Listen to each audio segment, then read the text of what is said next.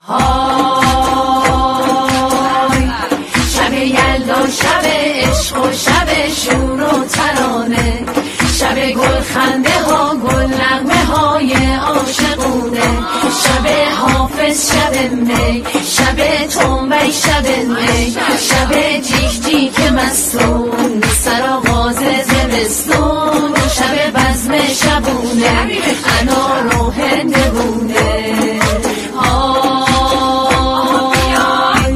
عزیزان رفیقان بگویید و بخندید، در غم رو ببندید، همه با ساز و سرنا بخونید و برقصید، همه با ساز و سرنا بخونید و برقصید. یلداتون مبارک. هر جای این کره خاکی هستید در نهایت آرامش زندگی کنید.